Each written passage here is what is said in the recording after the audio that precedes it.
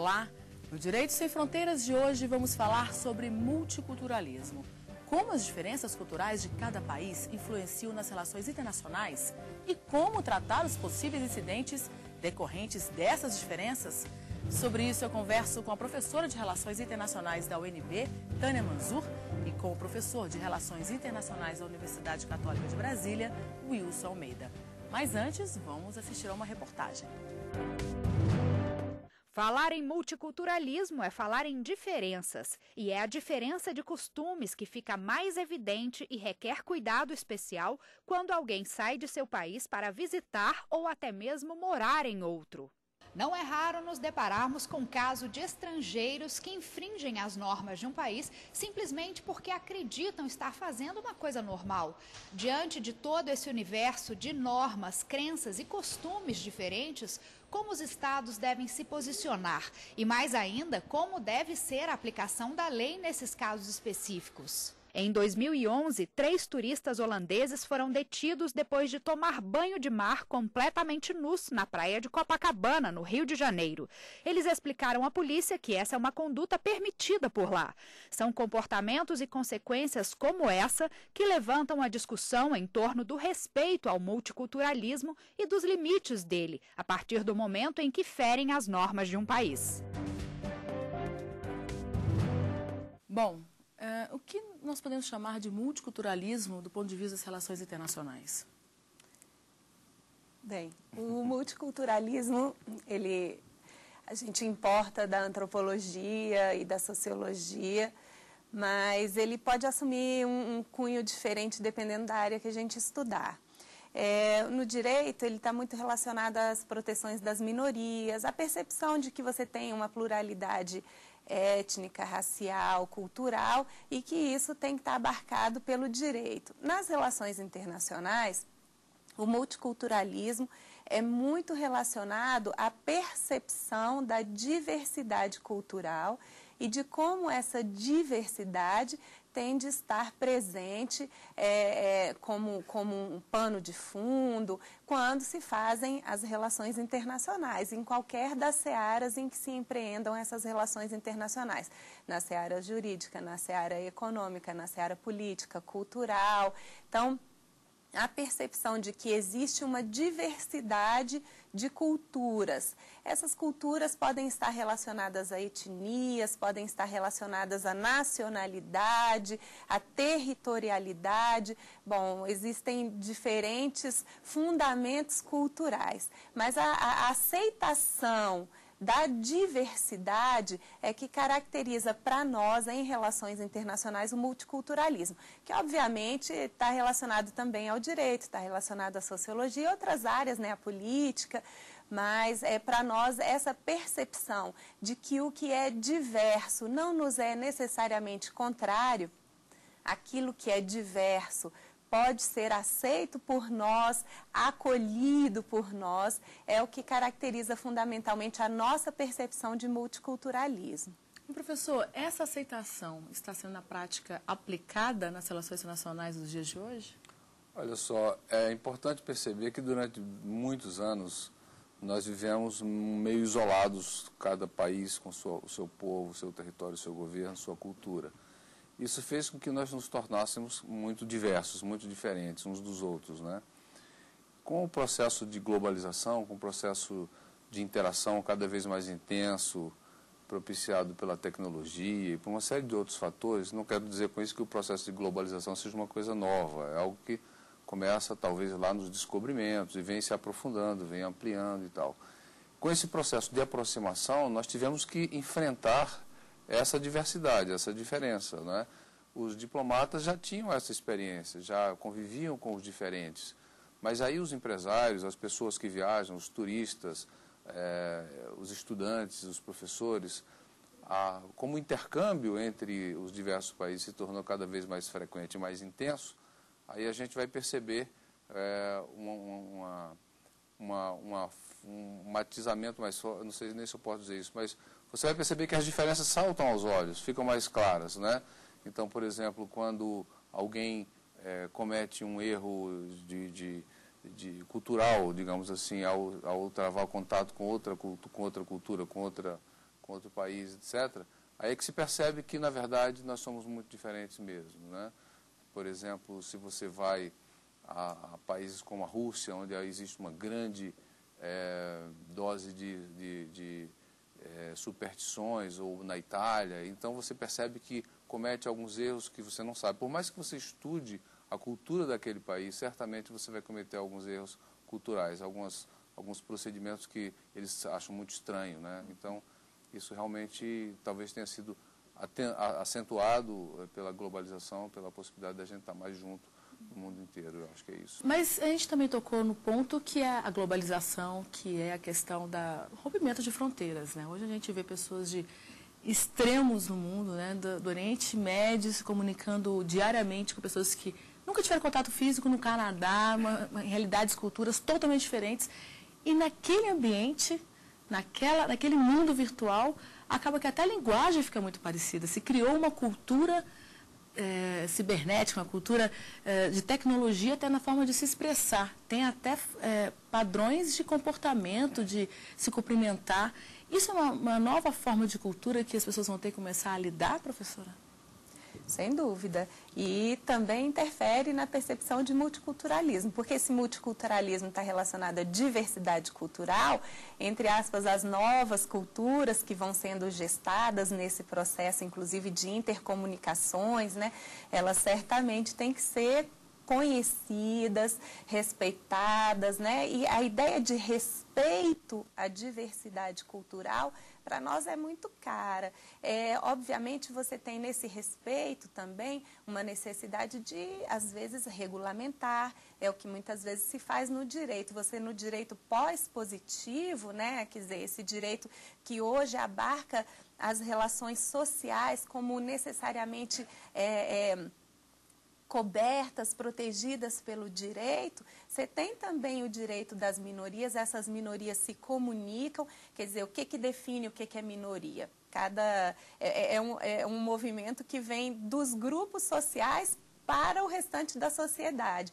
Mas esses grupos sociais que inclusive se consideram minorias, eles têm uma comunicação que ultrapassa fronteiras, né? Essa parte que você mencionou das redes sociais, da comunicação que se faz nas redes sociais, estabelece talvez uma nova cultura de massificação no âmbito das comunicações, que não é nem ruim nem boa, a gente tem que saber lidar com ela dentro dessa ideia de respeitar as diferentes culturas, mas existe também essa fluidez de fronteiras no que tange exatamente a comunicação também entre os diferentes grupos sociais que se identificam, exatamente, você tem um grupo aqui que tem uma linha de pensamento, uma ideologia determinada e que se identifica com outros grupos sociais de ideologia semelhante na China, no Japão. Então é preciso a gente levar em consideração tudo isso, sim.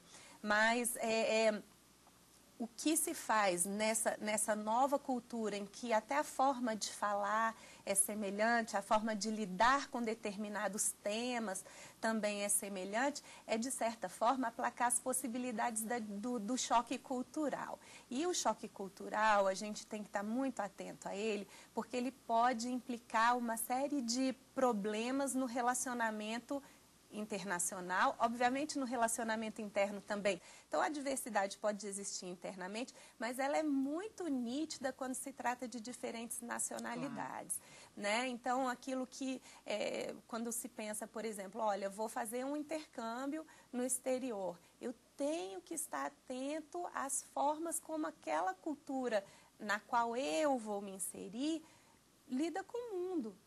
Né? A forma de ver o mundo pode ser muito diferente.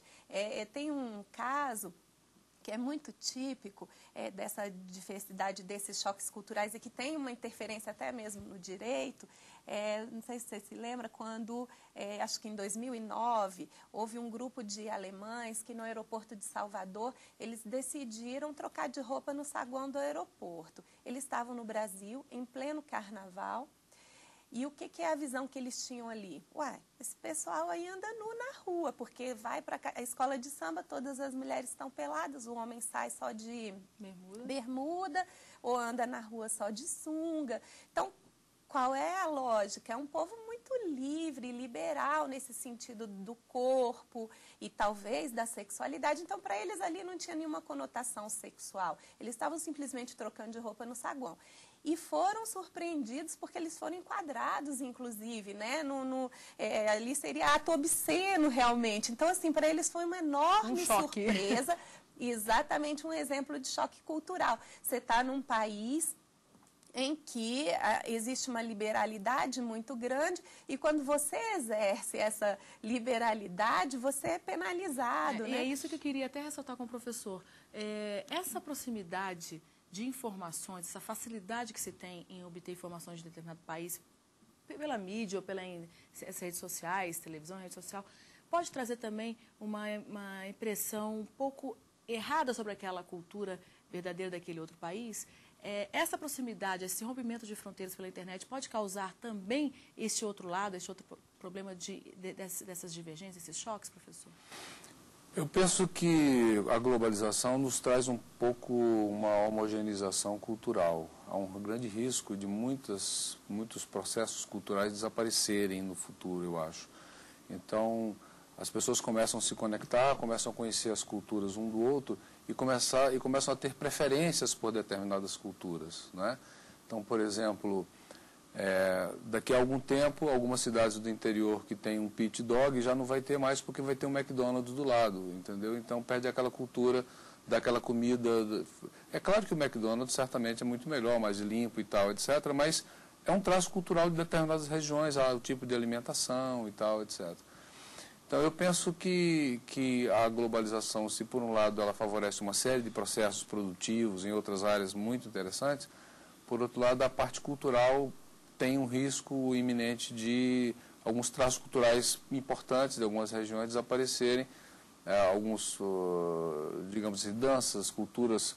Imagine o interior de Goiás, algumas coisas que tem ainda de cultura secular, etc. Isso cada vez diminui, cada vez é menos intenso, é menos importante para as novas gerações. Então, alguns folguedos, algumas danças, alguns traços que são importantes para a nossa cultura e para a preservação dela. Precisa ter muito cuidado com essa questão cultural. Isso acontece também em outros países, né? Em todos os países.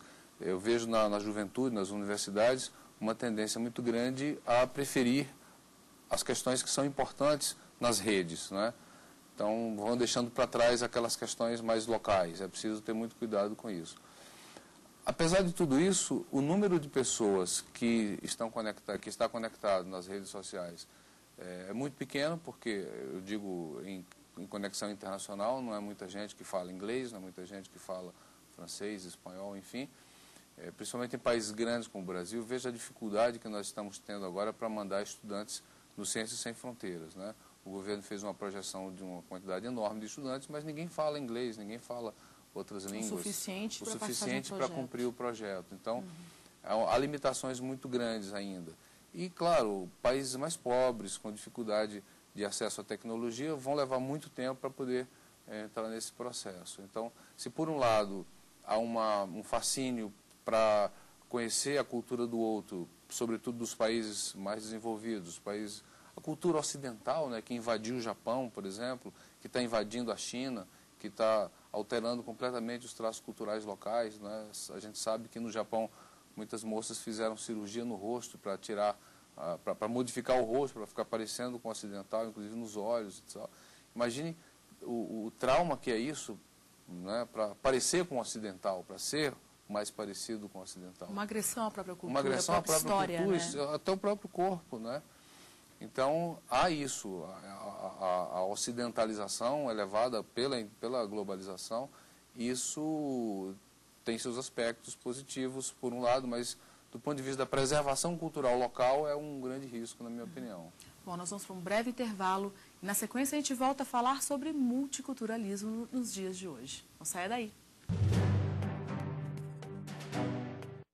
A 9ª edição da Convenção Internacional sobre Meio Ambiente e Desenvolvimento. O evento acontece de 8 a 12 de julho no Palácio de Convenções de Havana, em Cuba. Informações no site www.eventosemcuba.com.br.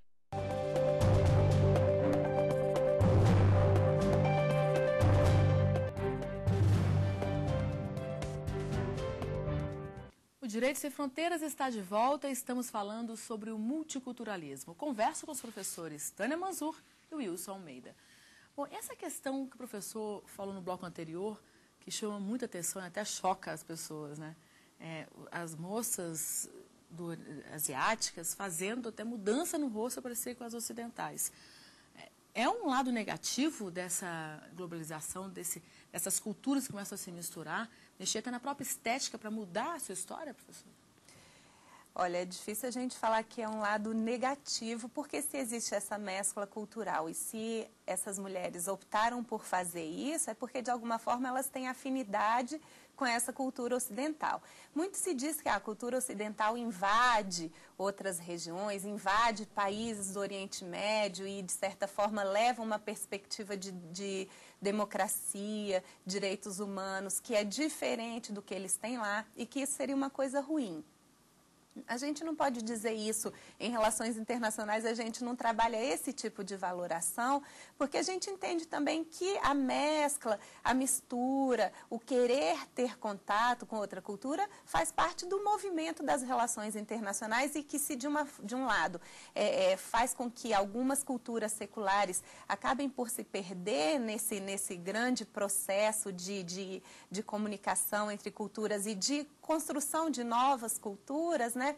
Por outro lado, faz surgirem novas culturas, como a gente falava agora há pouco, né? Novos traços culturais, melhor dizendo. Então, é difícil dizer que é bom ou ruim, mas a gente se ressente disso e a tal ponto que existe no âmbito internacional uma convenção para a proteção dos direitos culturais ou da diversidade cultural, melhor dizendo, essa convenção em prol da diversidade cultural quer justamente respeitar esses direitos que muitas vezes estão relacionados às minorias, que é aquilo que a gente falava anteriormente. Então, esse direito de povos indígenas não apenas a terem o seu território, mas a preservarem sua cultura, isso é constitucionalmente previsto no Brasil.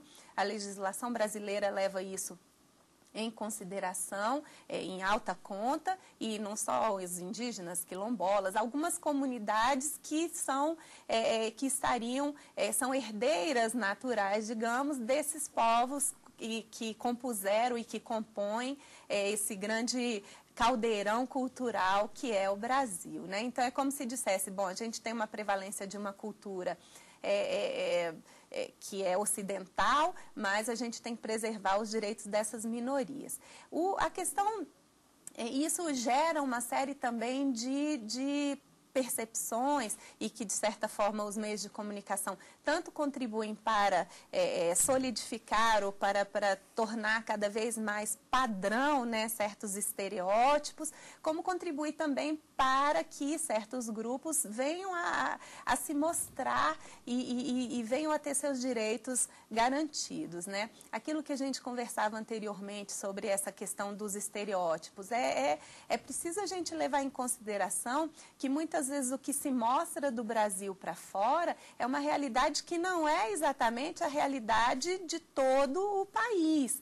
Então, se a gente tem um carnaval do Rio de Janeiro, um carnaval de Salvador, um carnaval de Olinda, que tem um apelo para outras culturas, aquilo ali é de uma riqueza incrível. A gente também tem os folguedos, a gente também tem as festas juninas, a gente também tem uma série de outras festas e tradições que são muito pouco divulgadas no exterior, a despeito de alguns esforços. Há uma participação do Brasil em exposições universais ou exposições, feiras internacionais, que tenta mostrar esse outro lado, mas a grande prevalência da imagem, aquilo que se mostra de imagem do Brasil no exterior é em grande parte futebol, carnaval, né? Basicamente isso, né? E aí a gente falava justamente desses paradoxos. Aquele caso dos alemães que a gente falava antes. Por que para eles era tão esquisito não poder trocar roupa no saguão do aeroporto? Porque o povo brasileiro é aparentemente muito liberal. Mas é engraçado porque a gente não faz, né, topless na praia e eles fazem. Então, em certo sentido, eles são muito mais liberais do que nós nessa questão de como lidar com o corpo. Então, é preciso realmente ir muito a fundo e é por isso que os intercâmbios, essa vivência na realidade cultural do outro é tão favorável para a gente compreender realmente que a diversidade é algo que deve ser respeitado, né? Como que a justiça dos países lida hoje com esses choques culturais, professor? Antes de falar da justiça, eu gostaria de dizer que algumas culturas são menos tolerantes do que outras, né? E aí a justiça vai nesse caminho. Por exemplo, os países muçulmanos, em função da inflexibilidade religiosa, a justiça é menos tolerante com as questões que são diferentes, né, do que eles estão habituados. Então, por isso que a gente tem esses problemas. As nossas mulheres, quando vão para lá, têm alguma dificuldade, mesmo as executivas que vão trabalhar com, altas executivas que vão trabalhar com executivos de países árabes, países muçulmanos, elas têm dificuldade de relacionamento, né? Então, em função disso, as leis são mais rigorosas, né? Lembre aquele caso do brasileiro que foi com cocaína para a Indonésia e que está condenado à morte e tal, etc. Quer dizer, eles são intolerantes com essas coisas. E aí a gente vai encontrar em alguns países menos tolerância, tanto cultural quanto legal, e em outros países mais tolerância. Então, o que vai pautar essa tolerância vai ser muito mais a cultura, a religião, que faz parte da cultura, né, um componente importante para a cultura, mais do que, quer dizer, a legislação vai atrás, vai acompanhando a tradição e a cultura como é previsto.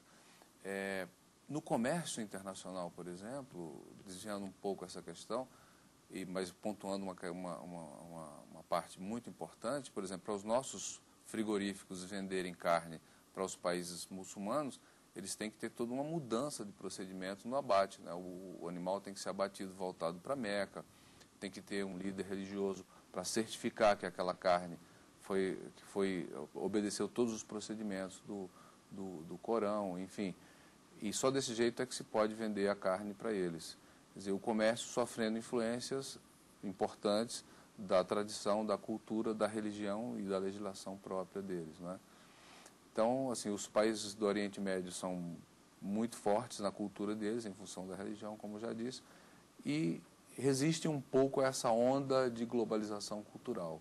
Resistem bastante, né? Eles são muito efetivos na prática religiosa e a cada dia eles repetem de uma forma muito intensa, e isso os torna blindados, digamos assim, culturalmente a essa influência. A gente sabe que as novas gerações já começam a quebrar um pouco essa resistência, né?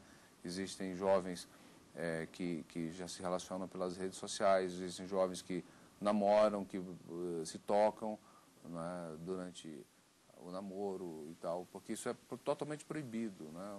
Um homem muçulmano só toca numa única mulher durante toda a sua vida até casar, que é a mãe dele. Ele não pode ter contato com outras mulheres. Então, por isso que é fácil entender porque um homem bomba explode, né? Eles passam a vida inteira sem mulher, quando chega no final da vida, quando eles explodem numa atividade heróica, eles vão encontrar com as virgens no paraíso e tal, vão encontrar o profeta. Então, eu respeito muito esse traço cultural deles. Eu não faço críticas, mas eu estou só registrando que isso é muito forte para eles, encontrar com muitas mulheres. Eles passam a vida inteira, praticamente, com relacionamento só com a mãe, em termos de mulher. Então, é fácil entender, né, e não criticar. A gente tem uma facilidade muito grande para criticar essas coisas diferentes. Acha que é uma tolice alguém encher o corpo de bomba e explodir. Na verdade, isso tem que ser respeitado, né? Porque é uma cultura deles, a cultura deles é um traço cultural importante e mesclado com religioso e tal. Ao contrário, eles são heróis para a cultura deles, né? E essa crítica, às vezes, causa até constrangimentos e problemas até diplomáticos. Sim. Quando alguém pública, uma pessoa pública, não necessariamente diplomata, mas um expoente de um país critica os costumes de outro país, né? Sim. Já sofremos isso e já causamos isso, né? E é interessante isso, o professor Wilson falava desse contato do homem muçulmano, né? Obviamente, além da mãe dele, a esposa dele ou as esposas, né? Claro, com quem ele resolver se relacionar, mas tem uma série de padrões, e aí tem gente aqui no Brasil, por exemplo, que critica a possibilidade de ele ter mais de uma mulher. existem certas regras escritas e não escritas. Se ele optar por se casar com mais de uma, ele tem que sustentar as 2, 3, 4. Em geral, eles limitam a 4. E esse homem que se casa com várias mulheres, ele tem obrigação com todas elas. E a mulher que não se casa é uma mulher marginalizada em várias culturas árabes, muçulmanas, né? Você tem, obviamente, o mundo árabe que não é muçulmano, e você tem um mundo árabe que, a despeito de toda essa resistência que o professor Wilson mencionou, também tem um certo traço de ocidentalização. Sim. Não é à toa que a gente tem as mídias sociais como um grande propulsor das ideias que culminaram na Primavera Árabe, né? Mas então você tem uma realidade em que, se a mulher que é solteira, que não se casa, é marginalizada, outras mulheres não veem como uma coisa negativa permitir que o seu marido se case com mais de uma. Ela nasceu e cresceu nessa cultura. Para ela faz muito sentido. Eu conheço várias mulheres muçulmanas que não gostariam de tirar o véu, porque para elas se sentem nuas se elas tirarem qualquer cobertura. E é realmente assim, você, ao entrar em contato com a cultura muçulmana, você vai cumprimentar um homem muçulmano, você não vai estender a mão para ele, porque obviamente ele não, até constitucionalmente os diplomatas lá existem normas específicas, eles não podem cumprimentar ninguém encostando, né, mulher, obviamente. Então, é preciso entender essas diferenças, inclusive para, tá bom, se eu quero criticar isso, eu tenho que criticar com fundamento, não é só ter como prisma, como perspectiva a minha cultura, porque para eles também, muitas vezes, é super esquisita essa superexposição da mulher brasileira, né? Então, mas por que ela tem que se mostrar tanto? Isso é muito interessante. Bom, o papo está ótimo, mas o nosso Direito Sem Fronteiras vai ficar por aqui. Eu agradeço a presença de vocês. Que hoje eu conversei com a professora de Relações Internacionais da UNB, Tânia Manzur, e com o professor de Relações Internacionais da Universidade Católica de Brasília, Wilson Almeida. Eu agradeço também a você que nos acompanhou em mais essa edição do Direito Sem Fronteiras. Faça sugestões de temas e comentários pelo e-mail direitosemfronteiras@stf.jus.br. O programa também pode ser visto pelo site www.tvjustiça.jus.br. A gente se encontra na próxima semana, hein? Até lá!